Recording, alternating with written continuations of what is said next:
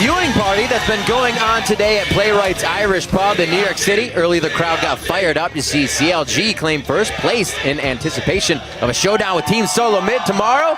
We'll see if we can keep pace, and we'll see if TSM, rather, can keep pace. It's our next match, Gravity versus Team Solo Mid. Last week, Gravity were defeated by CLG, and now they're facing the other #1 team. Yeah, and Saint tweeted after that loss that the team's coordination issues were on display in their failed attempt to take Baron, where he was executed when his team failed to back him up. Saint started the day with the most deaths for a jungler with 28. You contrast that with Santorin, who he's tied for least deaths with only 10. And it starts to look like a lopsided matchup between the jungle. But one thing to watch out for in this match is Keen. He has something of a wild card here for Gravity in the mid lane. And when he matches up against Bjergsen, he may lose in a straight show of strength. But, I mean, who hasn't versus Bjergsen? This is true. If Keen could bring something new and throw Bjergsen off his game, it could give Gravity an advantage. Because when I've talked to them, they say, they call him Keen the Machine. Because he's always sitting there grinding something in solo queue. Something random. Random, right? He's like, I'm going to throw this at you, and hopefully it's a counter pick. And then he plays everything into almost everything else. And then he's like, okay, Urgot works well here. Hecarim works against melees, things like that. And he's one of the only people who knows those matchups. He's one of those guys that just ruins solo queue for everyone else. Bjergsen, however, has been playing at the top of his game, if you've been watching, and making a case to reclaim his MVP title after he took down Xiao, the defending MVP from the summer split in straight 1v1s. Yeah, Bjergsen's been looking really good this season. He started the day with the highest kill participation, the second most kills in the league, and the highest KDA. It's the only time that a person has had the highest KDA and kill participation in the first 6 games. He's playing both safe and aggressive at the same time. And the rest of the team are all on the same page. But like we said with CLG, this is a trap game. And they can't get caught looking to CLG tomorrow at the risk of getting surprised today. Yeah, even in his interview with Dyrus, when we asked him, and I think back, you asked him actually, what's he thinking coming into this Gravity game? And he immediately started talking about CLG. He was like, I'm looking at Sunday, not at Saturday. Are you guys going to get caught by Gravity? No. We're looking at CLG. But the CLG match. So let's see if they can do it after a quick look at the starting lineups. On the blue side, this game, it will be Gravity. That's Haunter in the top lane, St. Vicious in the jungle, Keen the Machine in the mid lane, Cop at AD carry, and the foo-fooest of bunnies at support. And on the red side, it's Team Solo Mid. Dyrus in the top lane, Santorin in the jungle, Bjergsen in mid lane, Wild Turtle on AD carry, and Lustboy on support. Have you seen that guy's Twitter? It is hilarious. No, I haven't seen it, actually. So seeing, who is it? Can't think now. Wild Turtle come into this game. He's actually near the bottom of CS for AD carries. Number 9, then Piglet. Piglet obviously hasn't that many games, so Wild Turtle's actually been not having the greatest time in lane. However, his mid laner Bjergsen is at number 1 right now. So just as Phoenix was last game, we'll probably see that mid dominance, see Bjergsen going hard in the middle part of the game, and I'll be really interested to see if they can shut him down. Because even you said Keen's the way to get Gravity going, so it's going to be a great mid lane matchup. It is very dangerous, though, because if Keen goes on something and tries to have that straight display of power versus Bjergsen, Bjergsen's pretty much the king at solo killing right now. Yeah. It's pretty much team solo kill. I remember I was in the production room the other day, and somebody's like, you don't see a lot of solo kills in LCS. I was like, no, you usually don't, actually. That's why it's such a big feat. Bjergsen's going crazy right now. It's kind of like when he first came over, that first spring split Bjergsen we saw when he first joined Team Solo Mid, making plays, not afraid to do things, and still being able to do that now. There was a bit of a lull there. The team's coming together nicely. As we enter into picks and bans for Gravity versus Team Solo Mid here to round out Week 4, Day 1, it is Ari and Corki actually being banned out, since Keen and both Cop love to take that. And Bjergsen's such a consistent mid laner that they can kind of rely on him in almost any situation, but I know TSM internally are like, we don't want to have to rely on Bjergsen every game. Do we have a fallback plan? But right now, plan A is just working every time. That in the future, if somebody starts getting onto Bjergsen with a jungle gank with a ton of pressure and he gets shut down, Team Solo Mid are going to have to be in a situation where they're like, who can step up in this moment? Right now, it looks like Wild Turtle would be the person, but with Santorin being one of those supporty junglers, he'd have to facilitate the early game. It's really rough for them if Bjergsen gets behind. That's the only thing here. So with obviously the Nidalee ban being going into the jungle possibly, Bjergsen just got 3 directed at him. Yep. That's pretty powerful. A lot of resources used there to take him out of the game, and he may still have a comfort pick left up here. We still see that we could have a Lissandra, maybe not banned out there. We saw, I believe, Phoenix take that into the mid lane. The coach is pondering for the pick here. Yeah, Nidalee was actually banned against Bjergsen in week 1 by Cloud9, and then he never played it. He just sat around and was like, yeah, I'll just play Xerath every game, which is still up for him this game, so they're going to take that away from him for Keen. So that gets locked in. Gravity feels good about that. Keen the Machine's going to be firing from the back line this time, and he seems pretty happy, so that's always good to see coming in.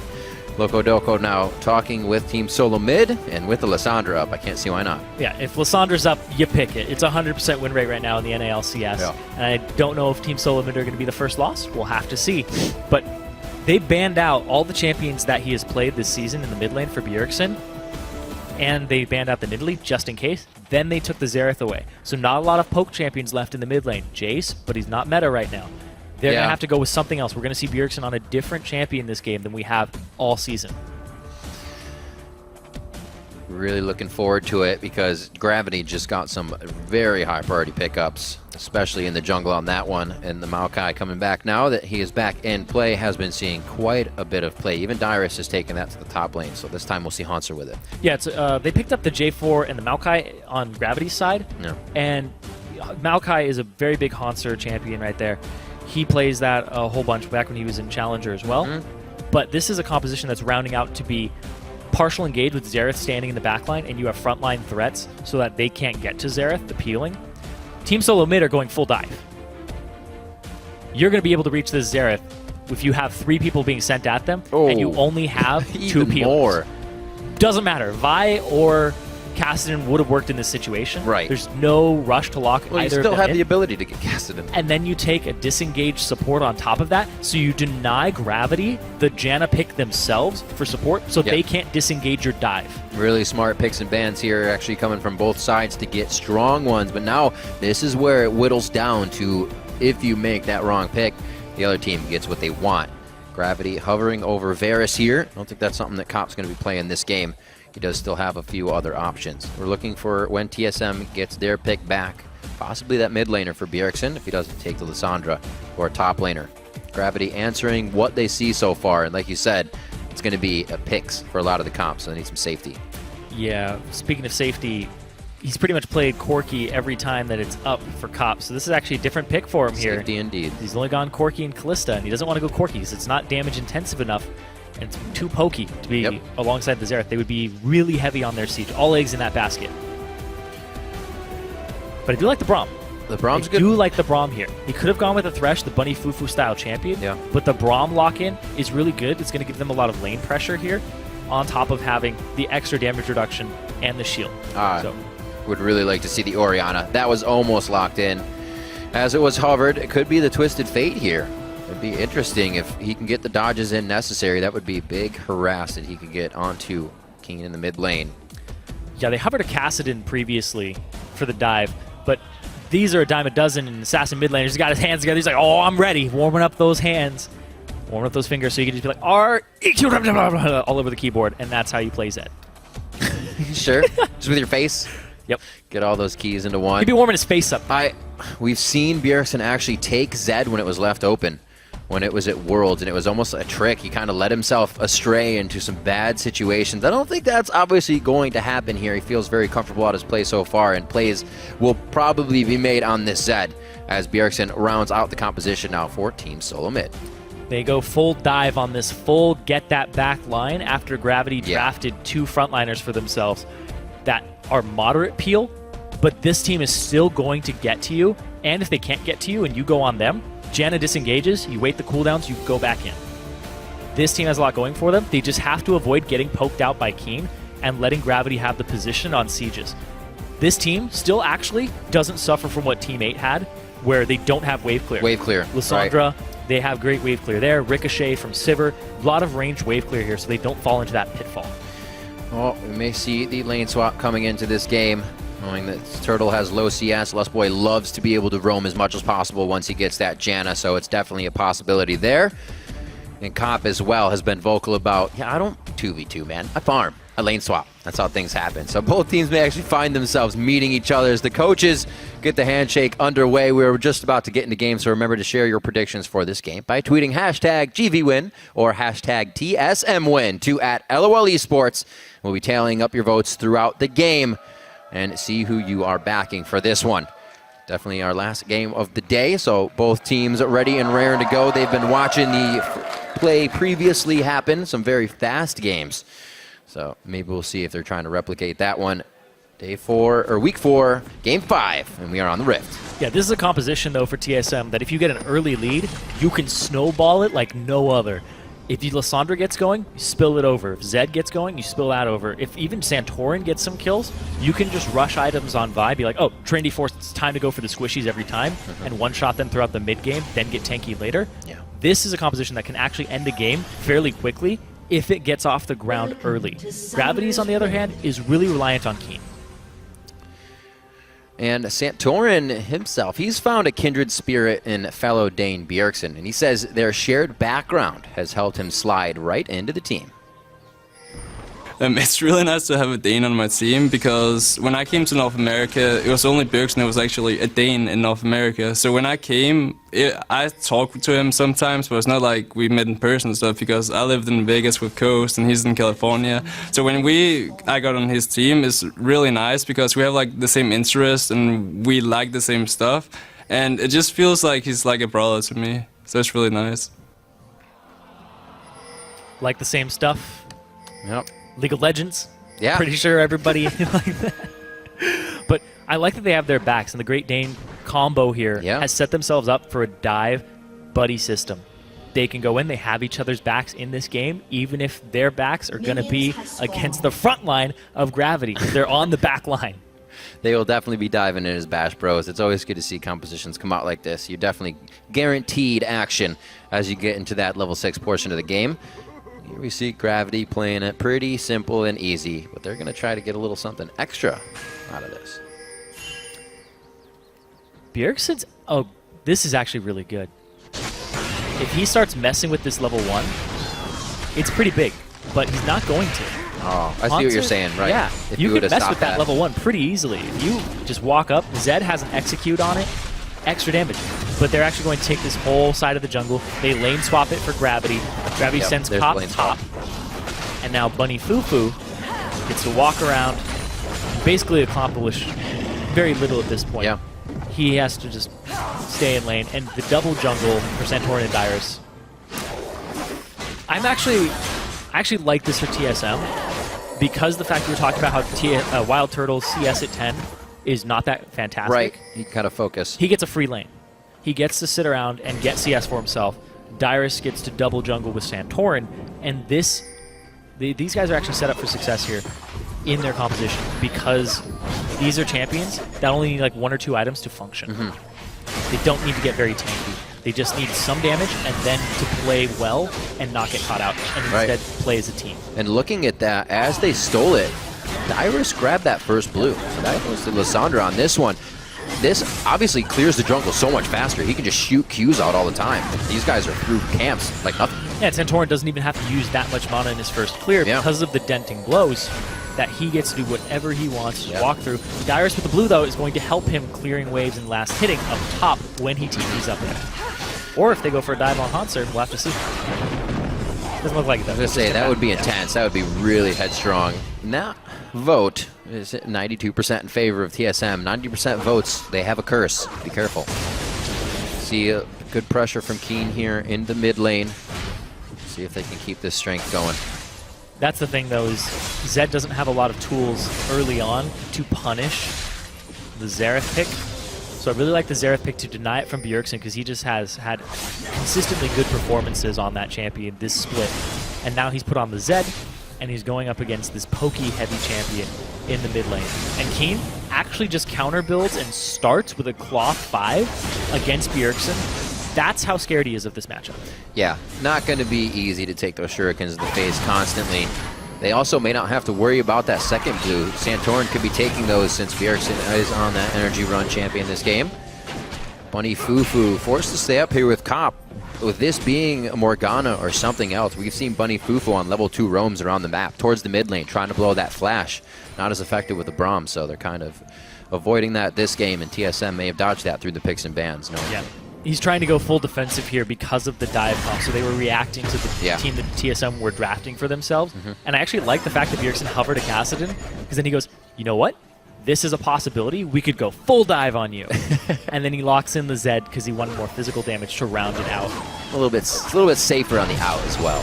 Just take that last shadow. Haunter not having too much fun, but keep an eye on this as well, that Wild Turtle's not missing too much of that CS behind him.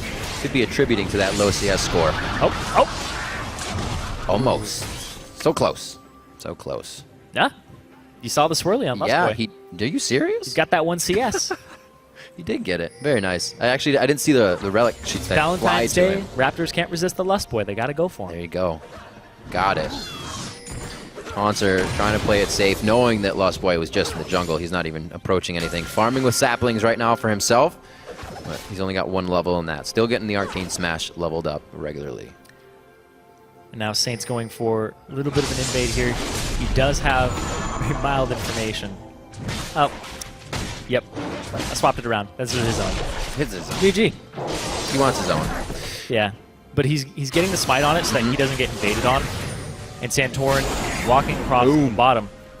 They have 3 people strong in this bottom lane, but we've seen a lot of dives go bad in the past. This is actually really well put together here by Team Solo Mid. Janna, Lust Boy just being in the jungle, already sweeping things out, so this is safe for Santorin. They've calculated this for quite some time. Let's see if Santorin goes for it here. It is going to be a dive onto Haunter. He has his flash. He can twisted advance it. No, he twisted advance to Q damage. There still could be enough follow-up, but that's what he needed to do to make it last longer. Unfortunately, nobody else is there to pick up the slack, but TSM. They went to dive school, though. They took the perfect amount of hits that each person could. No, that was good. And then Santorin doesn't take aggro, doesn't have to flash away. None of that. And they pick up that first blood. Oh, first blood's getting the crowdy rowdy. They already got a chant going on. We can see Bunny Fufu and Cop trying to push up here and add a little bit of pressure to the top lane.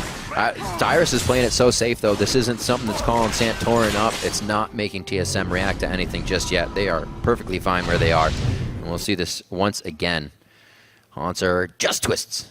Very nice. There's no sound on it because It's very quiet. it blew our ears out there. Boom! Yeah. Got him! So it's actually Really a good frequency we can't hear. Yeah, it just... when the game's muted, nobody can hear Haunter scream. This is true. So out of the base and into the inventories, we see a Cutlass now for Bjergsen, a BF sword onto Wild Turtle, so those waves are going to get cut down even more, and it looks like he kind of wants to match the lane up. But Cop and Bunny Fufu read that nicely, even without the turrets going down, and they're going to head actually down to the bottom lane, seeing Dyrus there kind of give it away. They swap back, they want to get that top turret. That's the kind of stuff I was talking about. If he was doing that on TF, you're just beating somebody down. But obviously it's Zed. That he's still dodging it out. And he didn't even go boots first. He's still scaling up, though, on that Zed. He only needs that one item, the Blade of the Ruined King, to be extremely effective in this game. And Keen is building so defensively, and is actually behind in CS to the Zed this early on. Went Cloth 5, still getting bullied out. Something you don't always see. Go Nope. for defensive start. It usually pays off, but he went overly defensive. Yeah. It's just respecting Bjergsen. This is true. Maybe hopefully get the poke in necessary to get some kills in these dragon fights we're going to be seeing soon. But other than that, we'll see if Keen can get himself charged up. Now with the blue, he'll be able to sit mid lane and farm it out. Bjergsen, like I said, that number 1 at 10 for CS already has a nice lead here on 2 Keen. Dyrus back down, as we said, to the bottom lane. He'll keep that safe. He's also ahead of Haunter at this point in the CS, even with the lane swaps going on. Something TSM works very well at. Speaking of Haunter, though, he's in this top lane. Santorin wards it up. Wolf Spirit's coming for him, and he sees the pink ward. So Haunter's going to have to back off this, and they might just pummel this turret down. I like that idea of a pink ward, right? You kind of give him the I want to take out the pink ward / they know I'm being seen. He gets out safe. Santorin gets a pink ward. I guess the pink ward's worth your life, right? You're able to get out. That's the whole idea of wards. Turret goes down in the top lane as TSM starts to grab even more control And Keen not really following up that damage as he was on cooldown, unfortunately. Couldn't throw anything out there, but he's getting some damage on Bjergsen. Bjergsen does have the Village Water and potions. He's going to back. Ooh. Get himself Brutalizer, but here, look at this. Whoa, Haunter a little too close for his own good. Gets the twisted advance again. Beautiful job, that mindset to get back under the turret to deliver more damage to his opponents. He has the Storm Shield. He'll be safe, and these turret dives look so nice. Lustboy just out of range, and he has to go for another shot. TSM making some great moves around the map, and they pull Keen onto the mid lane for this too. Lustboy, you can't see him, and you can't touch him either. Nope. So far, just right off the range of that. Look at this. Keen is trying to work this map, and it's just not working out in his favor, and he just gave Bjergsen pressure to shove this in and go wherever he likes now. Can't blame him. He's definitely got to try to make some moves for the team. We've already seen Haunter now go down twice, so he's not going to be the tank they need him to be at the right time. He may get there eventually, but TSM may have too big of a hold on this game already by that point. And when I talked about this in the early game, and I talked about how Bjergsen is usually the carry of TSM, yeah, and that's their plan A, is get Bjergsen fed, it's not this game. This game, it's pick on Haunter, and Wild Turtle is actually coming up pretty big in this early game. So they're going with a slightly different strategy instead of focusing the mid lane, because it's really hard to get to Keen Zera. He has the barrier, he has the flash. It would take a lot of effort to get a kill on him early, so they're just going to let Bjergsen scale, and they're going to upset this side lane and that top lane so that he's not tanky, and if he peels, he's still squishy for the TSM squad that's going to triple dive you. Well, still looking at what TSM can do on this one. The focus top lane, well, not looking at what TSM can do, look what they did do with that focus top lane. Gravity took Dragon, so they did get first stack on that with the kills in that top. Something that TSM will have to focus on. They did let 3 Dragons go to the wayside in game 1 of the split versus C9s. We know they're not exactly that afraid to let these happen. And be behind Lustboy out of position. Yeah, that's the one time that warding gets scary, is when you're alone. Even when, like last game, we saw 2 people go for warding. It's still scary. It's still a little scary. You don't have vision there, and you just saw people in the vicinity. Wild Turtle, what are you doing? No! This even gets scarier here. Looks like they're trying to deliver a little more. That's the ultimate. The teleport's going to be coming in, however, from Dyrus here. That's a full lockup on the team, but he may have gotten himself into I think I can situation, and he may be thinking differently at this point. Claws himself out of that one, but he goes for the flash! The concussive hit! Cobb to finish! Oh, he gets the Storm Shield as well as the shield from the inner turret! Unfortunate series of events for Gravity, and TSM get out with the skin of their teeth. Lustboy flashed for that too. Yeah. He flashed into range to make sure that he could get the Storm Shield on. Whew. That's a bromant right there. It's a definite bromant from Lustboy. Great save onto his player. And it looks like TSM, with all of that, everything resource focused from Gravity in the bottom lane, they know Gravity has backed, and TSM gets a little bit of pressure onto mid. Haunter now joining with the team, so good movement by Gravity to actually see that was happening. I did not think they were going to make it there in time. Yeah, you get one pick on Wild Turtle, and then you get the stragglers. People were just too far. You get to pick on Lustboy, then you get Wild Turtle. Just everybody kind of trickling into that. Haunter with the TP wasn't necessary, but it does reward them with the turret, which closes this gold gap a little bit. TSM keep doing the style where they're like, okay, we're good with giving up early dragons to you because we're going to go get a turret. And that gives them a lot more gold, gives them what they need to snowball. And dragons, like we keep saying this all the time, dragons are not that important unless it's the last dragon. Really, just they cannot be. So they surely can't be that important or that high on people's priority lists that you sacrifice a turret for it.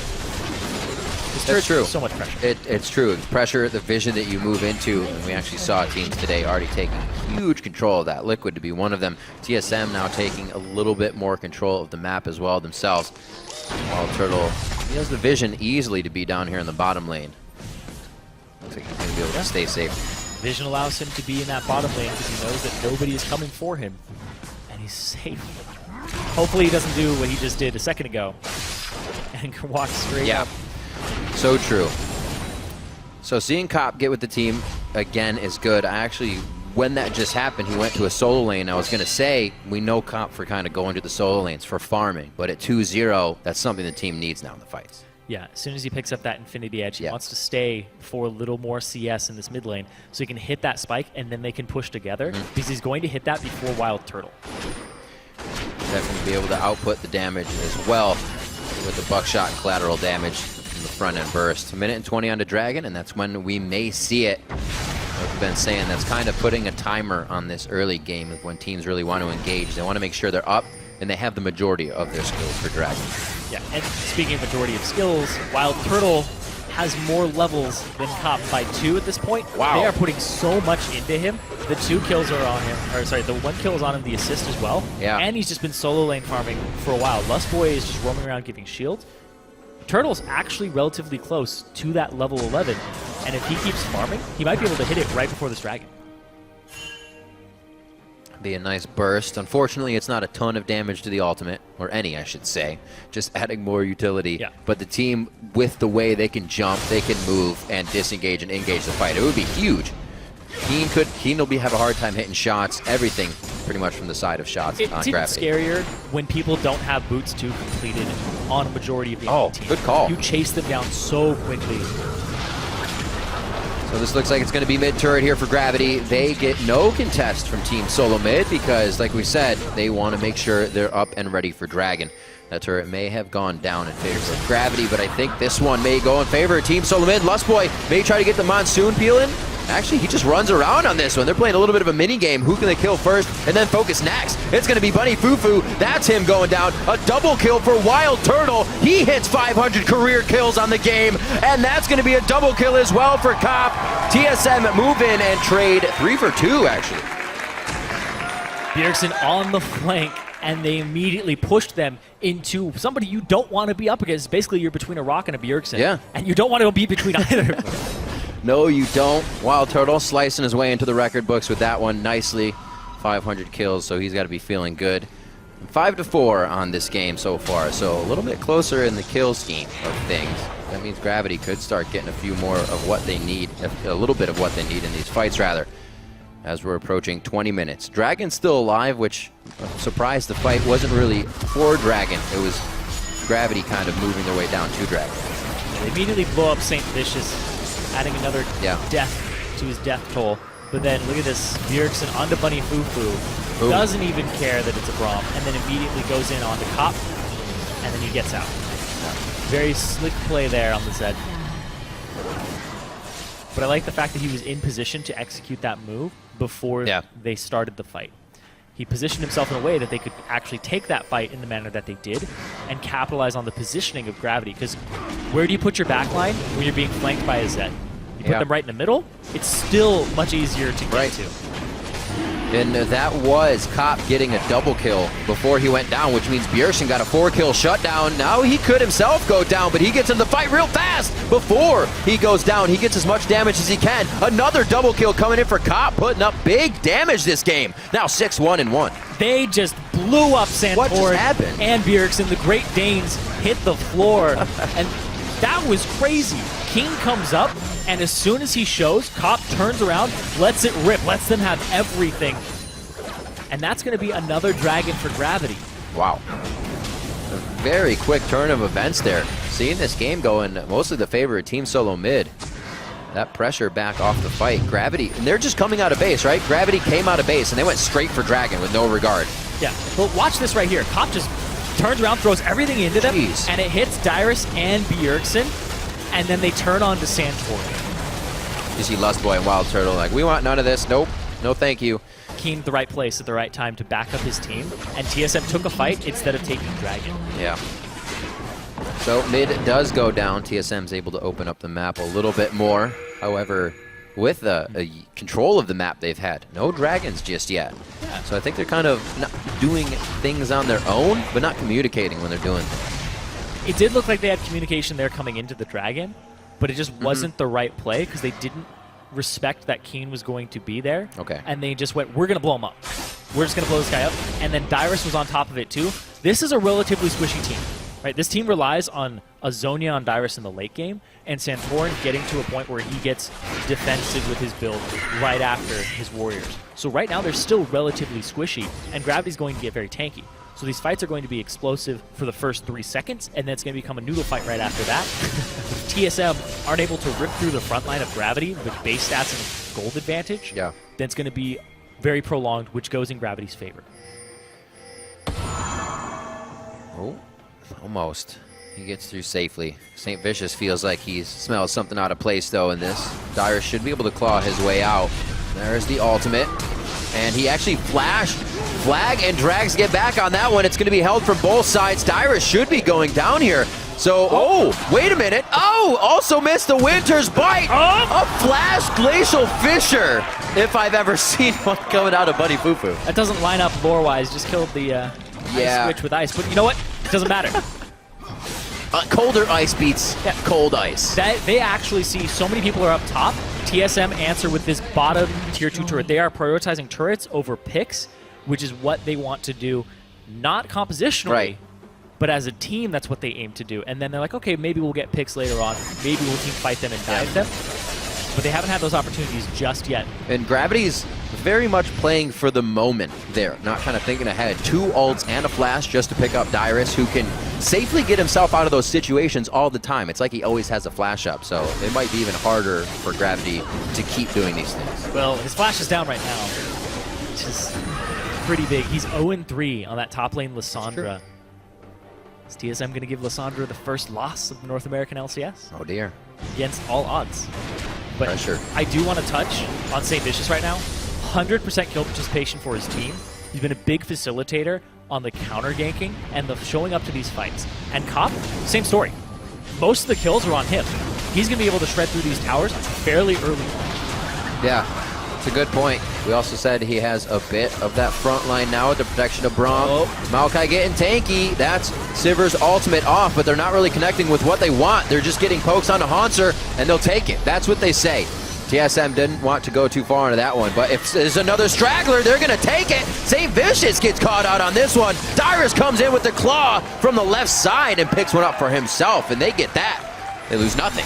Those are the type of skirmishes that TSM want. They want to be able to avoid Keen poking them out for a very long time. Sivir ulti engage, run at them. St. Vicious was in the back of the fight the entire time, and he did nothing. He did absolutely nothing that fight. Like, I would love to see a replay of him and what he did in that fight, because he just walked around in circles and then EQs over the wall because they forced him off to the left. And then he went, oh, I have to be in this fight. Ran back middle, and he's like, oh, wait, no, this fight's over, and he has to EQ out, and he dies. Indecisiveness. We'll see just on the side here what you were talking about. He's up here. This is St. Vicious's damage output in this fight. So he's considering Lust. Oh, abort! So abort!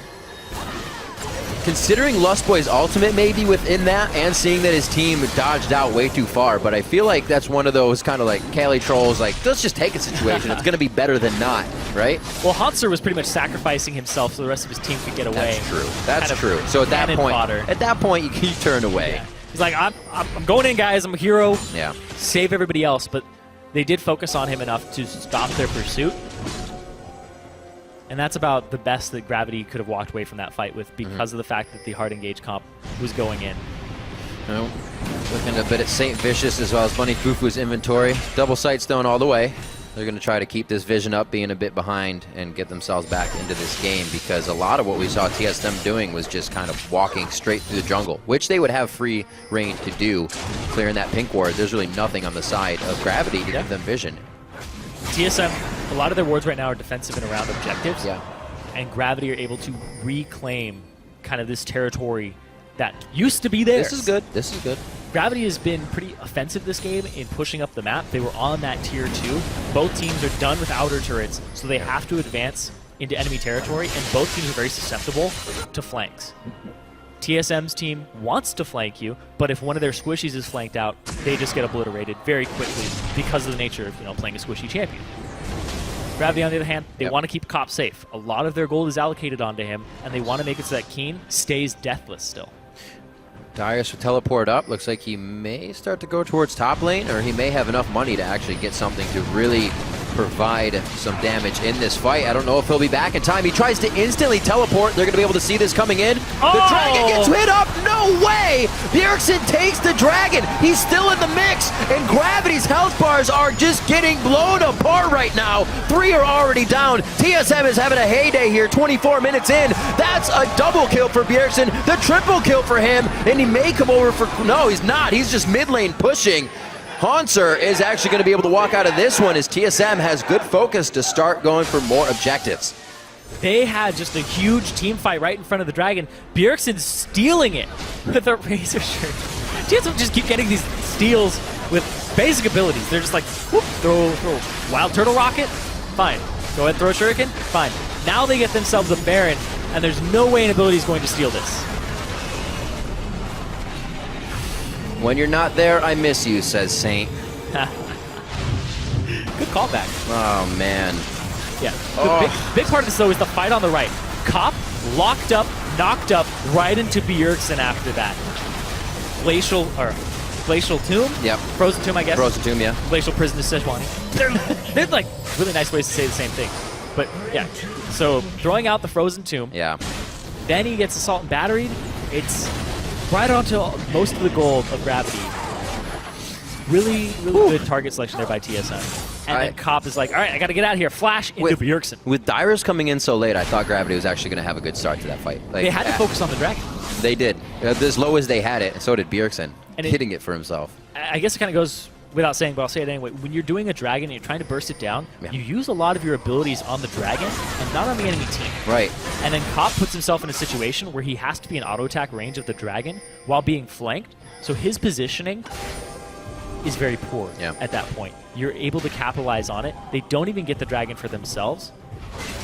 And we're seeing the result now of TSM winning that fight, pushing up all of their wards, taking control of both sides of the map slowly. And it's only going to be a matter of time until they're on the inhibitor. Gravity's still very much in this game. Things are looking grim, though, now as the lead grows to about 8,000 in favor of Team Solo Mid. We're seeing more and more gold leads here as we get deeper and deeper into the season. Teams are figuring out what to do, when to do it, to keep a lead and not have these plateau situations we've been seeing from time to time. Nobody's hitting a plateau anytime soon on TSM. They are way ahead of the curve. Bjergsen is almost level 16, and he is split pushing. 80 CS up over his lane opponent. Yeah. He's found a new lane opponent. He's like, I'm 100 CS over you, Haunter. Want a new challenger. Haunter, even, like you said, Glacial Shroud on him. Keep him tanky, keep him spitting out spells with a bit of cooldown there, but very much so items behind on the side of Gravity. Yeah, a lot of burst potential here from Bjergsen, just solo. Nobody on Gravity can duel him at all. He is level 16, rank 3 ultimate. Youmuu's double actives here. He is ready to rumble with anybody who comes to answer him on this turret, that he's going to be able to knock it down slowly but surely as they wave clear the middle. Because Keen is their biggest wave clear device here on Gravity. He has to go where the waves are pushing. If he goes to where Bjergsen is, he's going to be popping his zones very quickly. Yeah. We'll see everything being used in defense in the future here for Gravity. 3-1-1 here in terms of pushing. Yeah, the Baron's going to make this very, very difficult to handle for Gravity. This is how you use Baron buff, though. Gravity, their engage is really questionable against something like Wild Turtle. You're going to see it here. They can't really start a fight on him. Right. Lustboy comes down. He's like, okay, I'm here for protection in case they engage on you. Because they don't have many engage options aside from just Hansu flashing in. But look at this. Woo! They do catch Turtle. But if they do go hard enough, they can get the kill that they need. I was just about to say, we talked a little bit about their wave clear, which is coming into play, but not all lanes have that wave clear. So it's really good that they were actually about to make a play there because they were getting pushed in hard. Yeah, Turtle goes for where the base gates are, and he just gets funneled in on by everybody from Gravity minus Hansu. You got to watch the trap door, man. See here, hits the stun in transit. That's like a hook shot. But yeah, all the ultimates there just like boom, boom, boom, boom, and he's gone. There's a flag in his body too. What were they like? Boom, boom, boom, boom. Claim the Sivir in the name of St. Vicious. I like that. Minute 30 on to Dragon. Wild Turtle gets claimed there, but he will be back up.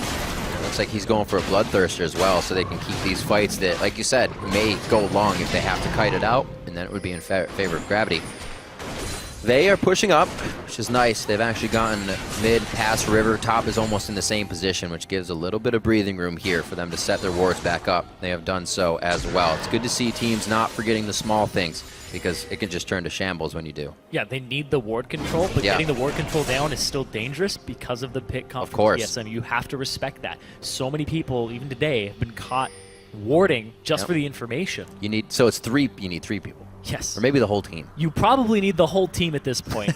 You can go ahead and place a ward, make sure you don't get picked off by this TSM squad. I think we would make a chart for that. Be like, past 25 minutes, you're warding with 4.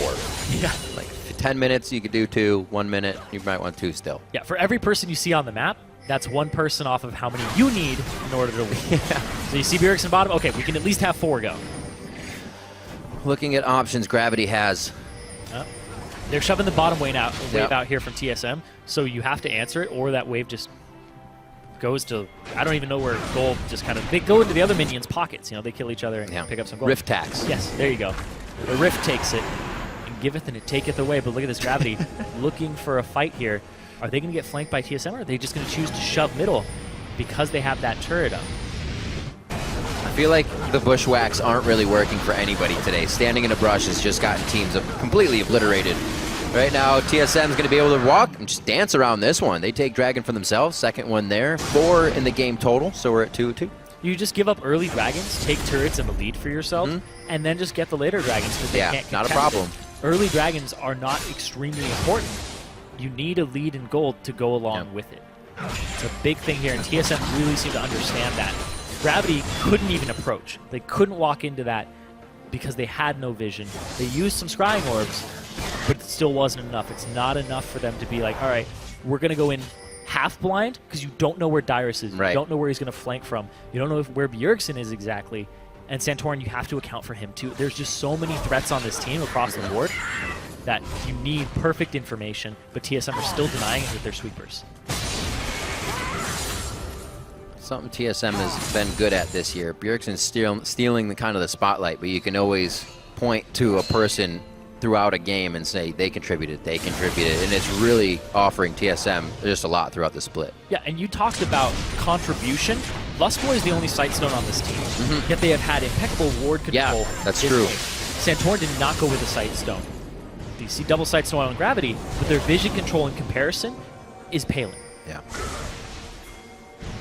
Well, TSM definitely needing to play good within this game. Facing off against Counterlogic Gaming tomorrow is going to be no easy task, and they looked good today as well. So it's fitting to see that these guys have been playing throughout the split very, very well.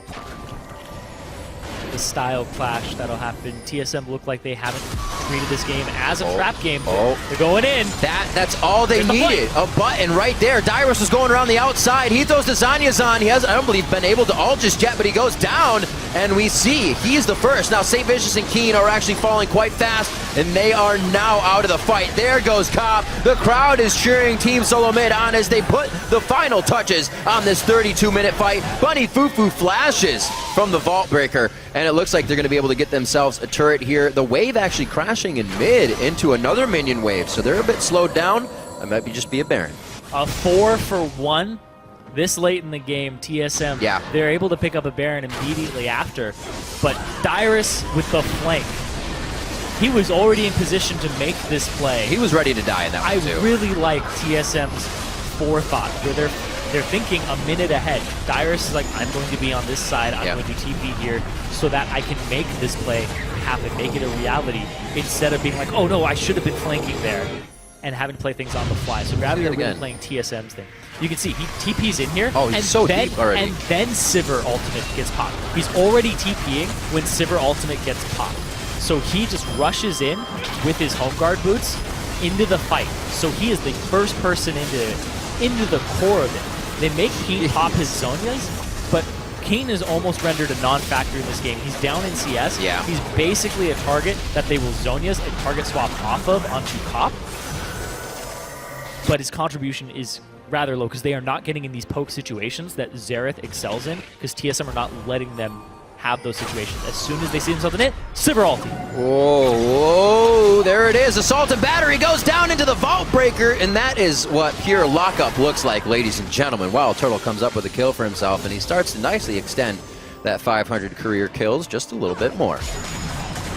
They're shoving up the bottom wave now, but Hanser has to go answer for Bjergsen. Again, he's doing the split push Z strategy, 7-1 and 5, i.e. he's going to go after this tank. He's going quite hard. He actually flashes forward to finalize the damage, and he pulls right back to the alt shadow. Oh, one, dodging back and forth, the fancy feet coming in nicely. Keen says, I need a dance partner, and Bjergsen obliges nicely. 34 minutes into this one, Team Solo Mid is using quite an advantage here from the early game to continuously pressure the entire map and just giving Gravity a hard time with a 15,000 gold lead that they're working with. It's going to be another inhibitor turret here as Irene. They are pushing hard. They have this bottom wave already coming up too, but they want to play this systematically. They want to clear out everything. You can't go through that base gate, Turtle. That's not your base. He's like, maybe if I spell shield, I can walk through it. Phase through. Not going to happen. So Wild Turtle, today I learned, he says, I think, gets out of that one safely. He's just jealous of Dyrus going straight over. Yeah, he just he's frowned if you could see his face. His team left. Looking back at the early game, we really saw something different from Team Solo Mid, giving Dyrus the blue to continuously just queue the camps for Santorin. They caught Keen with his pants down here. Bunny Fufu's like, what are you doing? What are you doing? Keen's like, I'm trying to kill Bjergsen. Looking 2 screens away. Yeah. You can't see the Lissandra ulti on you on your own screen. You just see that hand come in. Yep. It's about to bring you back to the beginning of the level. Look out. Look out. 35 minutes in, Team Solo Mid pushing down mid lane. Like I was saying, the early game from Santorin and Dyrus to give Dyrus the blue buff and then fly through the jungle and really take as much as they could. It was nicely played. And then they kept the tank down of Hanser right, so that he can't absorb the damage there and ever deal with Bjergsen and stall time. Really, really good drafting here by TSM and execution of their composition. Gravity, on the other hand, they kind of fell into TSM's trap.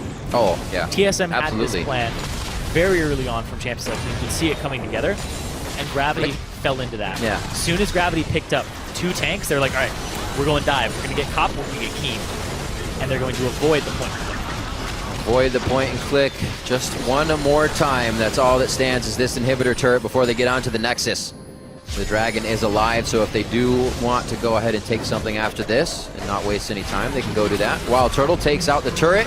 Oh, wow, Bjergsen's actually taken down just off on the side here. That's shut down from Cop, putting out big damage. He may have actually gotten...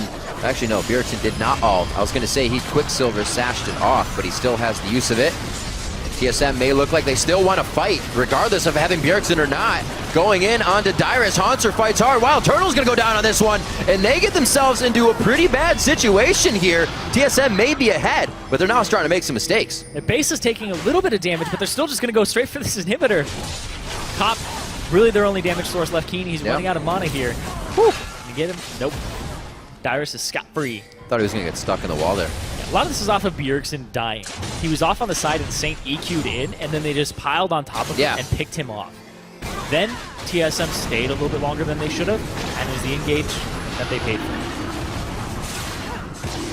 20-12 at 37 minutes. Gravity's getting some kills in these fights, but they lose so much every time it happens, and TSM's pretty much okay with that at this point. They know it's a good team fight coming in from Gravity, and there's going to be some losses as they go in.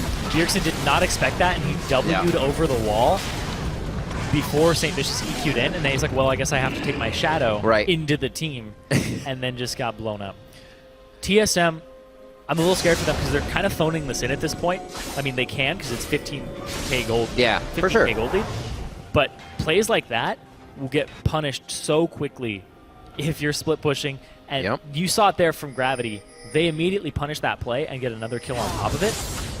But if you were equal in gold, if you were against a team that had been holding up with you or a team that had drafted a different composition for themselves that could handle this, you would be so punished for that. That would have been Dragon falling over to the enemy team. They would have been able to accomplish a lot more. So TSM, it's a game that they are in the lead for, but it's not as clean as it could have been.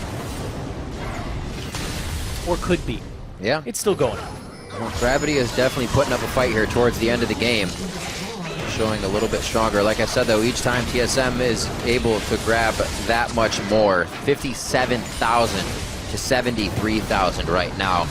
That's in the inventories. That's in the hands of Team Solo Mid, and we're going to see that power on the HP bars of Gravity here in just a few seconds. Keen's going to get the first taste of it. Bjergsen's going to get hit up as well. Takes his shadow back. He's getting the turret all to himself, and he tanked it just to the last second. The team cannot follow under these turrets with him, though. Wild Turtle on the outside, nicely focusing the stragglers that flash out. He goes for one, almost gets two, but Cop's healing on the fountain, and TSM is really actually struggling to put this fight together. With Wild Turtle down, they don't have too much to get onto the turrets. Santorin with one last ball breaker in. They were just reassessing the fight and how they wanted to retake it. That's the next Nexus turret. Game 5 is going to be ending quite soon here. If TSM can put the final touches onto the Nexus turret, Dyrus goes in, almost goes down. Cop hits him. Santorin is doing all he can to the Nexus, and it is not going to be enough. Gravity stay alive, but for how long? They're just going to have to forget about TSM, start thinking about all these minions. It's Gravity versus minions at this point. Definitely a tough fight there. Imagine if these fights were going on outside the base. We'd have such a different game where Gravity could really have an edge to come back, but since TSM has done this on the front step, it's just going to be a matter of time before they enter back in. Far items ahead. A Talisman of Ascension picked up on Lustboy with Captain Boots, as well as already having the Sivir ulti. They're saying in. Let's go. And that's what these fights look like. Let's take a look again. This is another case of trying to phone it in here. He gets the crits onto Keen, he gets the damage, then Keen Zonia's, and then Bjergsen takes a ton of damage. He almost gets dropped here, but then it just trails off the fight. There's a lot of things going on, and the communication is definitely not clear. Dyrus dives in, takes a ton of damage. He does survive, but then Turtle walks up and gets destroyed by Cop, who healed himself up, and then Cop walks back in, and he's like, oh yeah, I brought some crits with me today. Walks up, pops some people later on, but it's just such a long fight that he walks around and is able to pick up another person. So TSM, during that time though, they're able to get the Baron, while Gravity are having to deal with the minions in their base. And I always love seeing Turtle at the end game, right? He'll play laning phase so safe, but then we see him as Tristana, hopping over the wall by himself. Sivir flashing towards the fountain with people. It's like there's this switch that turns on for Turtle in the late game where he's like, I disregard all danger, fight.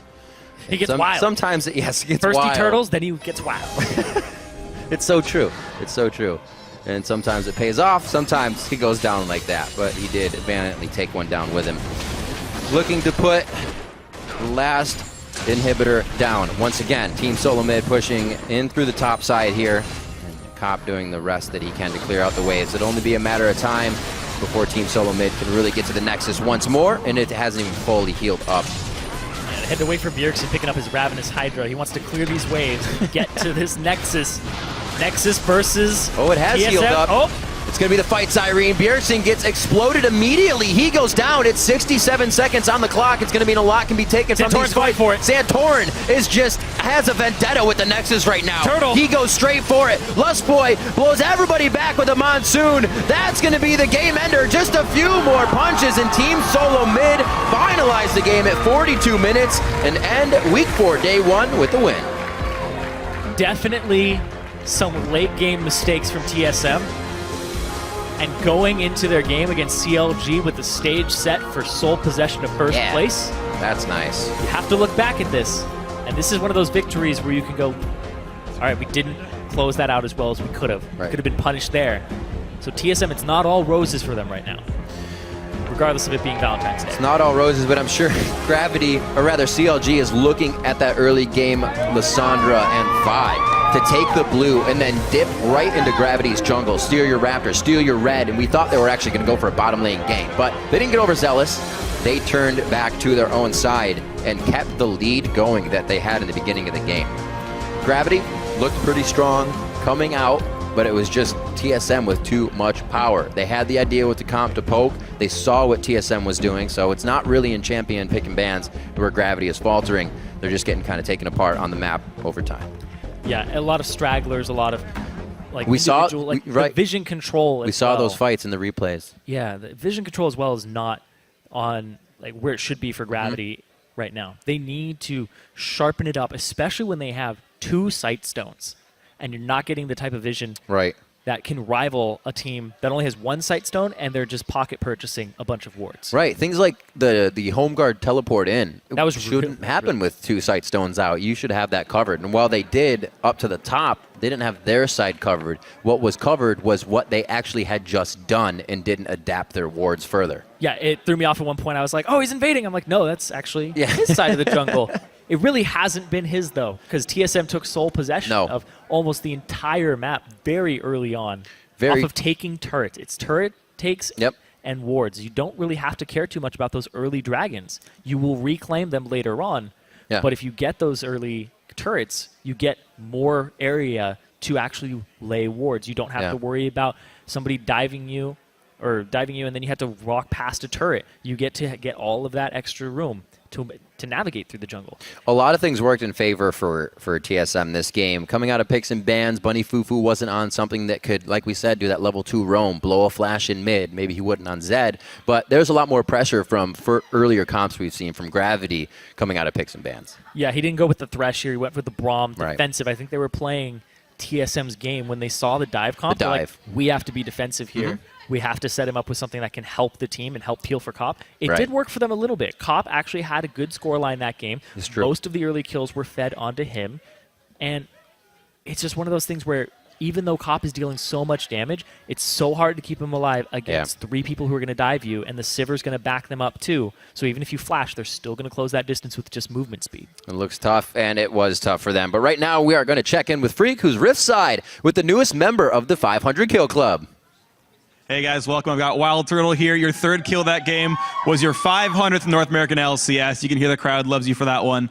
Now, I've heard TSM called a mid-focused team. It's about Bjergsen. Bjergsen carries every single game, but 500 kills for you. You put up a ton of work. What do you think TSM's really about?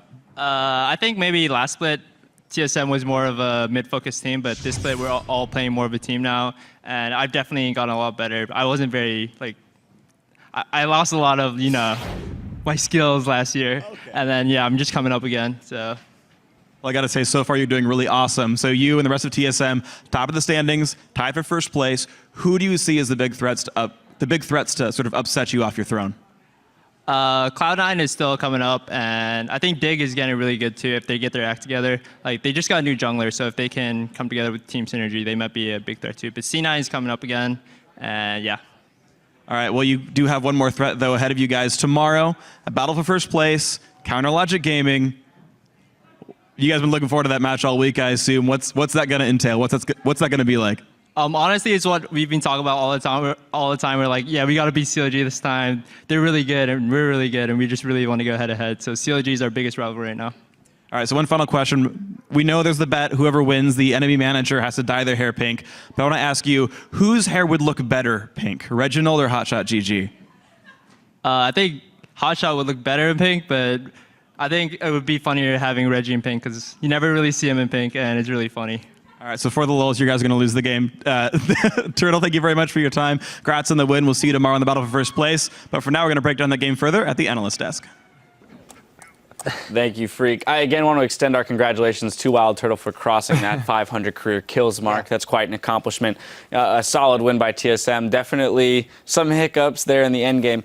I do want to touch on, though... Style hiccups. It's also some style hiccups, exactly. I was wondering, why didn't Bjergsen buy sort of the cult this game? And then I was like, he was planning on diving a lot. No, because he needed a Hydra, of course, on top to go over 500 AD. I do want to talk about, though, something that has plagued other teams that TSM did very well in this game, which is tower dives. Yeah. We've seen some failed tower dives in the past really cost teams. TSM executed a great tower dive bottom and then had the initiative to follow Maokai to the top lane and repeat the same thing to really take great advantages. Their early game lane swapping was actually really solid. It's something they were really weak on in week 1, and it's became a bit of a strong point for them in this game.